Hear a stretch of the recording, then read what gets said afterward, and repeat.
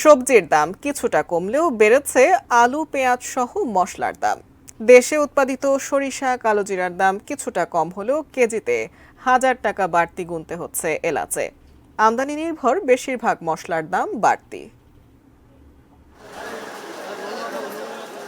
ঈদ উল ফিতরের পর থেকেই চড়েছে মশলার দাম।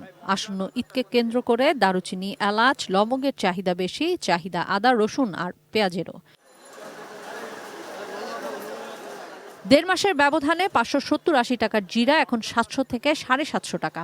মান ভেদে 950 টাকায়ও বিক্রি হচ্ছে জিরা। তবে বাজার বেশি গরম এলাচে। 3,000 টাকার এলাচে কেজি প্রতি দাম বাড়তি প্রায় 1,000 টাকা। কিসমিস 150 টাকা বাড়লেও লবঙ্গে 100 টাকা কমে বিক্রি হচ্ছে 1700 টাকায়। জিরা, দারুচিনি, এলাচি, লং, গোলমরিচ এই চার আইটেমই যে চাহিদাটা বেশি। বিশেষ করে জিরাটা বেশি লাগে মানুষের। জিরা তো 2-3 বছর আগে 400-450 টাকা এরকম ছিল, আবার মাঝখানে 1100 টাকা কেজি হয়ে গেছিলো। এখন আমরা বিক্রি করতেছি 700 টাকা। বড় এলাচি আমরা বিক্রি করতেছিল 3800-3900 টাকা, আর নর্মাল জিরাটা 3200। রোজারি যে এলাচি ছিল 3,000 টাকা, সেই এলাচি হয়েছে এখন আপনার হলো 4,3800 টাকা। আমরা জানি মোকাম করি চকবাজার, মৌলভীবাজার, তারা বলছে এলাচির দামটা আটকু বাড়বে। ধরন ভেদে বাদামের চাহিদা এখন অনেক বেশি, তাই দামও বাড়তি। কাজু বাদাম কেজি প্রতি 1300 আর চীনা বাদামের বর্তমান মূল্য প্রায় 170-80 টাকা খুচরায়। বিগত ইয়াতে ছিল কত 1,000-1,200 টাকা, এই কাজু বাদাম এখন 1,300 টাকা।